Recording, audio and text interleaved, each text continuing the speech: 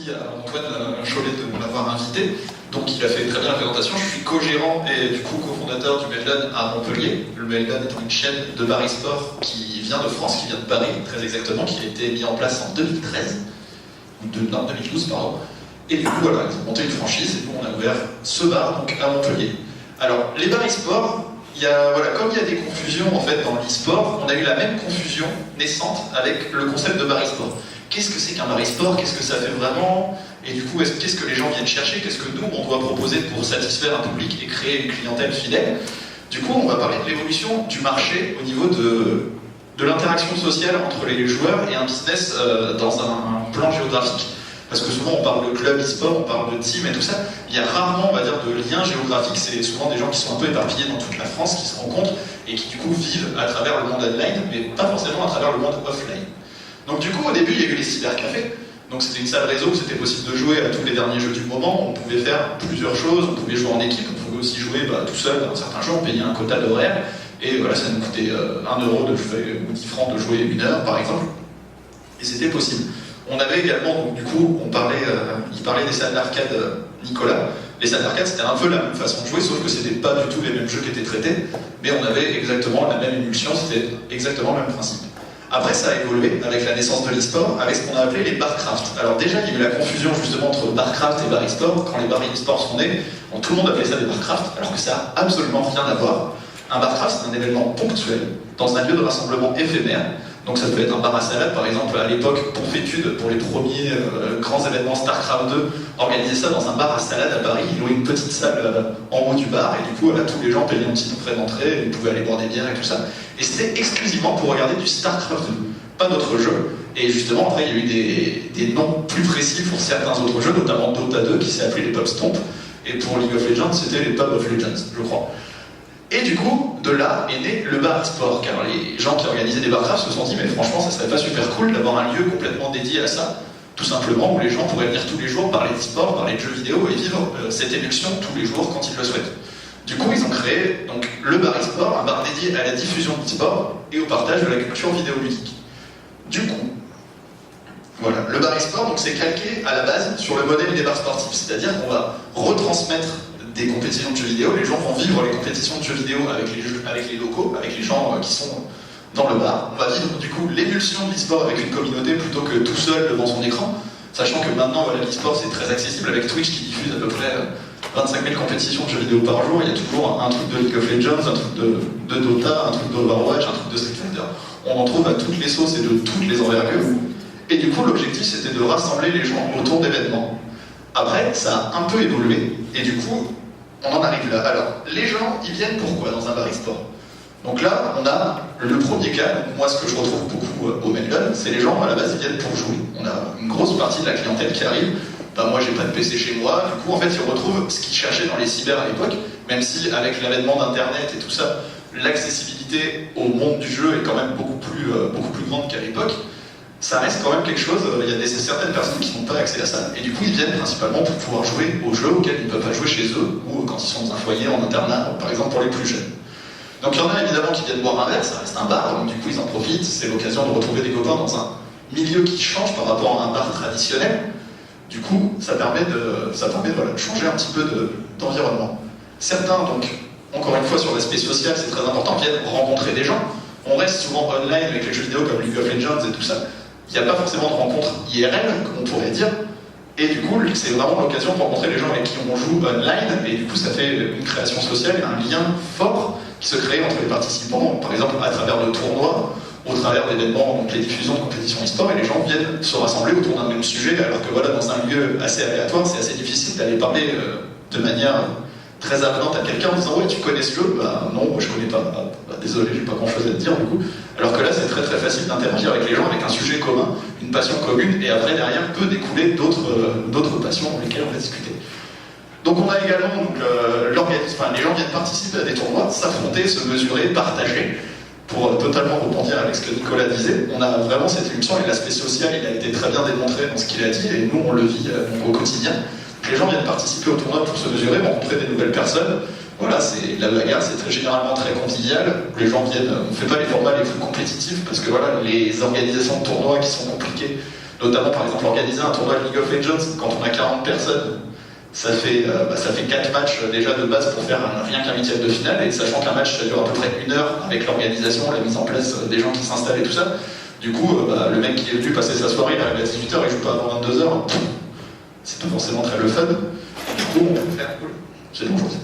on préfère justement favoriser des formats qui sont plus liés pour l'échange, et participer, s'amuser et tourner. Les PC, tout ça, nous on voit ça plus justement comme la salle d'arcade ou comme des baby-foot ou des billards, c'est un moment où on va échanger avec une personne, mais c'est pas l'objectif du coup de faire que ça pendant sa soirée.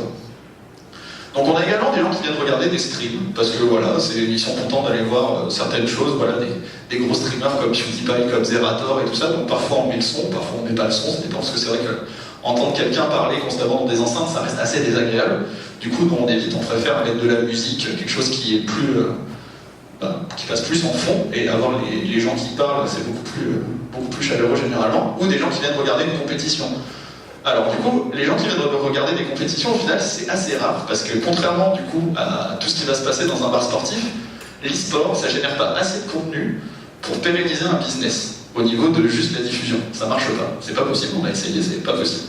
Il n'y a pas assez de compétition là où au niveau du sport, par exemple, on a Roland Garros, on a la Coupe de France, on a la Coupe de la Ligue, on a la Ligue des Champions, on a les championnats de rugby, les tournois de destination, on a 26 000 choses à diffuser en pleine journée, en plein après-midi. Là, au niveau de l'e-sport, on a des contraintes géographiques qui sont beaucoup plus conséquentes, notamment on va prendre la Pro League de StarCraft 2 qui se passe exclusivement en Corée, donc il faut regarder ça le matin à 11h. Du coup, voilà, il faut pouvoir ouvrir à 11h, ça génère des frais, c'est compliqué.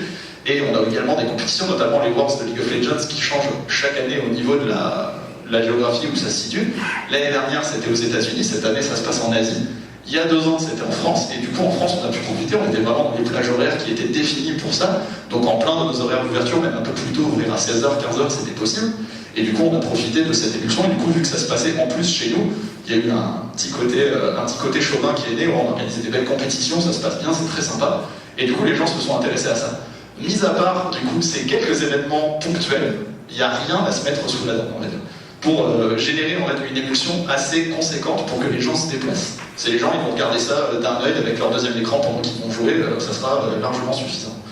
Alors après, est-ce que ça vient du problème des commentateurs, des formats de compétition qui sont souvent très longs? Voilà, une soirée de League of Legends, ça dure 5 heures, un match de foot, ça dure 1h30.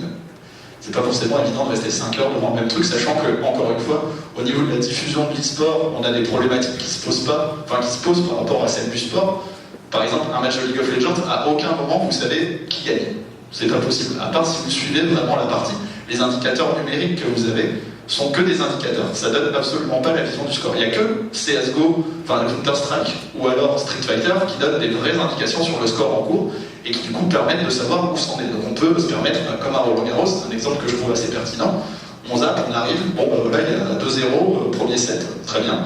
On va faire un tour sur d'autres chaînes, on revient, ah ok, bah, il y a eu 6-1 sur le premier set, deuxième set 3-1, bon bah ça avance, je repasserai, je regarde quelques points et je reviens. Donc du coup ça permet de vivre le truc, pas forcément de manière très impliquée, mais de savoir toujours où on en est, et ça permet d'avoir un vrai indicateur pour la personne, et ça l'oblige pas à constamment suivre le jeu pour savoir où s'en est. Donc c'est un moindre effort pour le spectateur, et du coup c'est beaucoup plus agréable. Du coup, la mission des bars, alors du coup elle s'est vachement étayée par rapport à tout ce que nous on avait prévu. Donc proposer aux clients du matériel pour jouer, parce qu'à la base, voilà, donc c'est né du barcraft, donc simplement de la diffusion du jeu vidéo, mais tout le monde s'est dit ouais mais ça serait vachement cool de faire des événements, d'organiser des tournois, tout ça, donc proposer des PC, on viendra, ça sera cool. Et moi ça m'a un peu attristé quand on a ouvert le Meltdown, c'est que la première question qu'on nous a posée, voilà, on a monté la page Facebook, il y a eu beaucoup d'émulsions et tout ça, donc on était très contents de voir un Meltdown qui arrivait à Montpellier, et la première question qu'on nous a posée c'est combien vous aurez de PC? Bah, on est un bar, donc demande-moi quelle bière on va servir, quel cocktail on aura, tout ça. Et en fait, les gens s'étaient plus intéressés du coup par tout ce qui va être jeu que ce qui va être du coup des petites boissons classiques. Donc on voit tout de suite qu'il y a une confusion dans ce qui est vraiment le bar e-sport, c'est les gens le prennent d'abord comme une salle de jeu avant de le prendre comme un véritable bar. Donc ça c'est une vision qu'on essaye de constamment changer et que tous les bars d'ailleurs, enfin presque tous les bars e-sport essayent de faire évoluer. Donc on a également l'organisation des événements liés aux jeux vidéo, donc que ce soit des sorties de jeux, on a par exemple l'exemple de Tekken qui est sorti vendredi dernier, on a fait une soirée, il y avait des goodies, ce genre de choses, ça plaît aux gens, ils viennent s'affronter sur un nouveau jeu vidéo sur lequel ils n'ont pas eu l'occasion de jouer parce qu'il est tout frais, on ne peut pas forcément aller craquer 60 balles Day One pour aller acheter un jeu. Donc du coup, nous, on a cette mission-là aussi de faire découvrir ces jeux-là aux gens pour que potentiellement ils aillent les acheter. Les éditeurs nous font parfois confiance, ils nous envoient des jeux pour qu'on puisse les faire découvrir, à gagner, tout ça. Donc ça, c'est assez intéressant. On a l'organisation des tournois hebdomadaires, donc tous les jours, nous, au Meltdown, on organise des tournois, des petites compétitions qui permettent de rassembler les joueurs et de, du coup, fédérer des communautés qui se rassemblent, donc soit chaque semaine, soit toutes les 2 semaines, ça dépend des jeux. Il y a des jeux qui sont plus gros, qui brassent énormément de monde, notamment League of Legends, qui va brasser peut-être 200 personnes régulières sur Montpellier, alors qu'on a des jeux moins conséquents, notamment Rocket League, notamment Street Fighter, où ça sera plus des petites communautés de 20-30 joueurs qui vont se rassembler du coup de manière plus occasionnelle. On a également donc l'organisation des compétitions avec Cash Prize. Alors ça, c'est quelque chose qu'on nous a demandé et que j'ai toujours trouvé assez curieuse, de dire ouais, l'e-sport, ça se passe dans les bars e-sport. Je suis pas forcément d'accord avec ça, mais on a essayé de le faire, on essaye de créer ce modèle de LAN. On a notamment organisé un tournoi qui a été assez conséquent, qui est, je pense aujourd'hui, le 3e plus gros tournoi sud de Versus Fighting.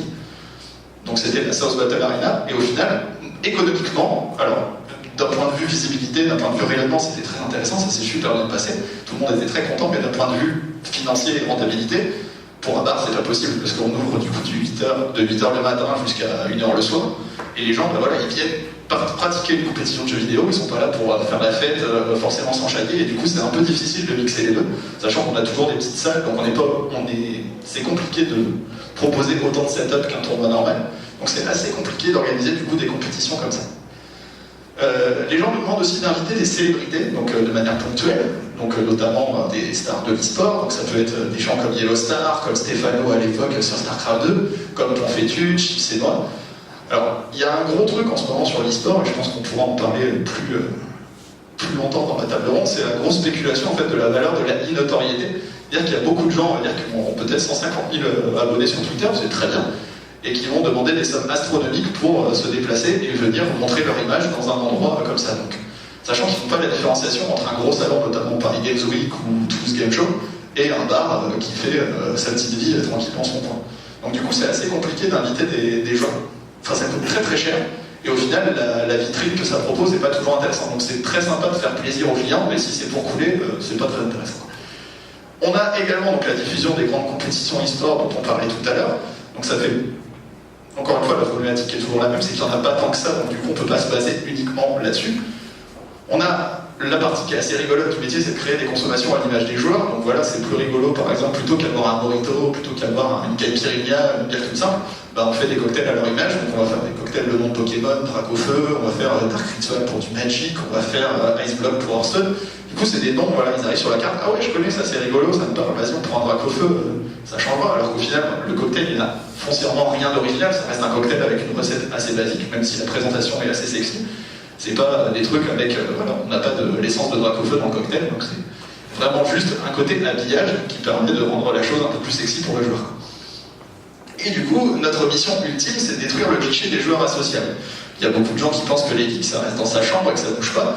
Nous, on a la preuve tous les jours que c'est pas le cas, et du coup, c'est assez cool, justement, quand on a des gens qui sont un peu plus vieux, qui connaissent pas forcément le marché du jeu vidéo, le marché de l'e-sport, et qui se rendent compte que les gens qui viennent, c'est des gens comme tout le monde, c'est des gens qui aiment rencontrer d'autres personnes, qui font la fête, qui passent des bons moments, et du coup, c'est assez cool.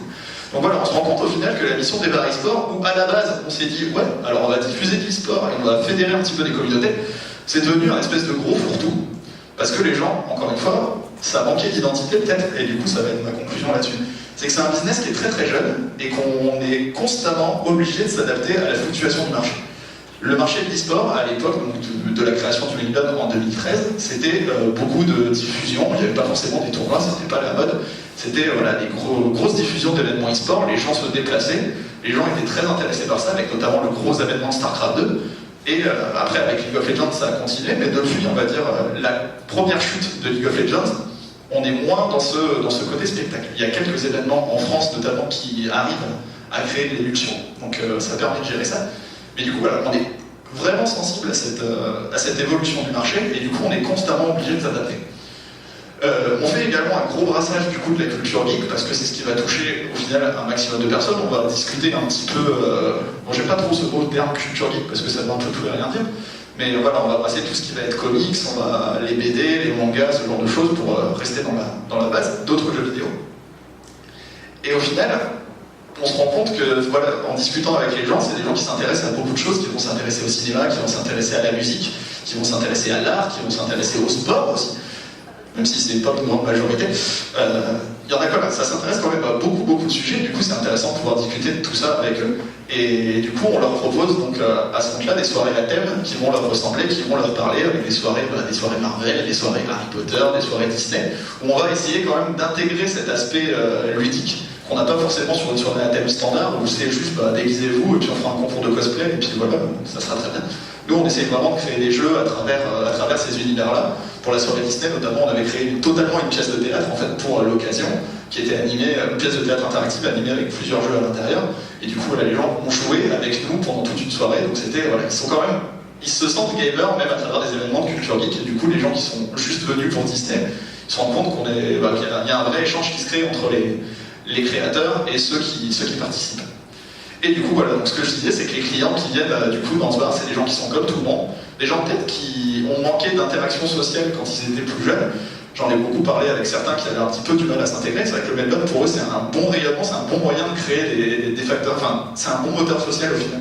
Les gens rencontrent des gens qui ont la même passion, qui ont les mêmes intérêts, on se sent beaucoup moins seul, et du coup, en groupe, on devient beaucoup plus social, on devient beaucoup plus avenant. Et c'est là où, justement, encore une fois, je rebondis sur ce que Nicolas disait, c'était, voilà, les gens recherchent vraiment ce côté de se mesurer, partager, et avec le Meltdown, c'est ce qu'on essaye de faire tous les jours. Merci. Merci Rémi. Est-ce que vous avez des questions par rapport à la présentation de Rémi sur les bars e-sport? Oui, je vote.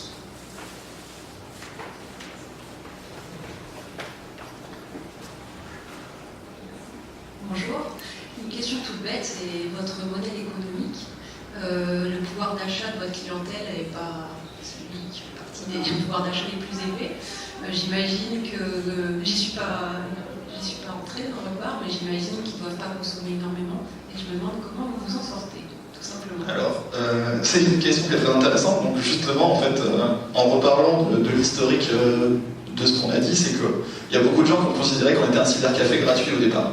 Donc bon, il faut prendre juste normalement une consommation pour jouer, c'est la règle, voilà. Et après on se base sur le fait que les gens sont de bonne volonté pour qu'ils consomment. Alors du coup on se rend très vite compte qu'en se basant uniquement sur le côté justement jeux vidéo, e-sport, avec des gens qui vont participer à des tournois, des gens qui vont venir pour l'aspect vraiment jeu, c'est très difficile de rentabiliser une affaire. Du coup vous avez mis le doigt dessus et on s'en est rendu compte très vite.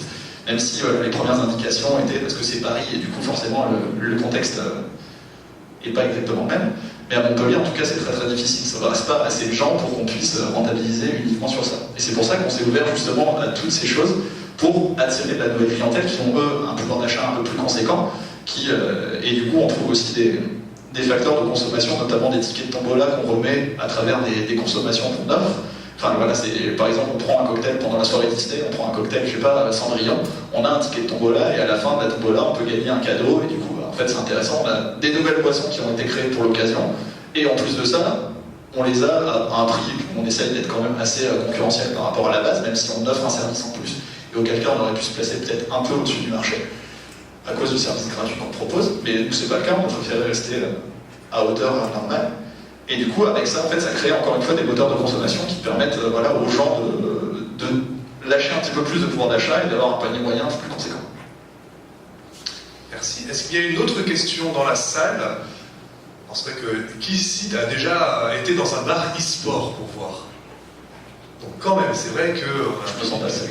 Connaisseur, et c'est vrai que tu en parlais des consommations à thème, j'ai pu l'expérimenter, et c'est vrai qu'en tant que client, lorsque l'on voit le nom d'un personnage que l'on connaît, c'était le cocktail Poro par exemple, ça évoque directement le jeu, un univers, un partage, et ça, on a envie en fait. Donc c'est vrai que c'est un facteur de consommation qui marche. En tout cas pour moi, j'étais victime de ça et ça a marché. J'ai consommé un cocktail Poro, parce que ça s'appelait comme ça. Merci. Ah, encore une dernière question? Allez. Déjà merci pour la présentation, c'est bien aussi d'avoir un acteur qui ne soit pas universitaire ou joueur, etc. Mais déjà merci d'être venu, merci pour la présentation. Et du coup, en vous écoutant, je me dis, est-ce que finalement, vous n'avez peut-être pas encore trouvé un nouveau concept qui serait plus du bar e-sport vers le bar geek, et un bar qui serait voilà, pas forcément... Finalement, est-ce que le mot e-sport il est encore si fondamentalement important au concept. Et parce que je sais pas si on voit des choses comme le dernier bar avant la fin du monde à Paris, je sais pas, est-ce qu'il n'y a pas une espèce de convergence vers plutôt des bars un peu branchés geek, etc. Oui, c'est une question qui est intéressante, c'est une question qui est assez longue à répondre. Après, voilà, nous, encore une fois, on est dépendant d'un système de franchise qui nous donne un petit peu des directives, même si on a quand même un peu de liberté, parce que voilà, le contexte géographique de chaque ville fait une différence, notamment sur le climat économique de l'e-sport dans chaque ville. Par exemple, à Paris, c'est quelque chose qui explose, à Toulouse, c'est très bien, à Montpellier, l'e-sport, on a eu le Montpellier e-sport show il n'y a pas longtemps, mais c'était, on va dire, le premier gros truc qu'on a eu droit, où c'était intéressant. Donc, rien que ça, déjà, ça détermine un petit peu tout ce qu'on doit faire. Après, pour parler du dernier bar avant la fin du monde, il y a beaucoup de gens, tu vois, qui ont ouvert des bars indépendants. Parce que voilà, il y a Melden, après il y en a plein qui ont décidé, bah, on veut ouvrir tout seul parce que Melden, voilà, on s'en fout. Donc on va ouvrir notre truc tout seul, très bien. Et qui se sont appelés bar e-sport et qui du coup se sont vite rendus compte au final que s'appeler e-sport, ça sert pas à grand chose, quoi. C'est pas ça qui va attirer plus l'œil. Comme un sports bar, au final, tu vois, il y a plein de pubs anglais qui se déterminent pas sports bar, c'est pas pour autant qu'ils diffusent pas du foot ou tout ça. En fait, l'appellation, c'est plus trouver justement quelque chose, un concept, un univers et une offre vraiment pour les gens qui va essayer de les attirer plutôt que juste un nom.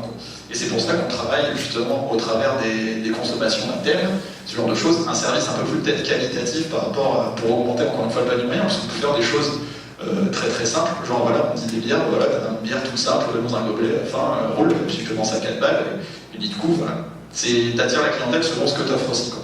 Donc nous, on essaie justement de faire des cocktails un peu plus sexy, pour attirer les gens avec un peu plus d'aisance financière, parce que c'est ça qui permet vraiment de payer des salaires à la fin du mois. Donc voilà, ça se passe un peu par tous ces facteurs-là, plutôt que juste vraiment l'e-sport. L'e-sport, c'est une bonne raison de venir, mais c'est pas ça qui crée ton business. Merci beaucoup.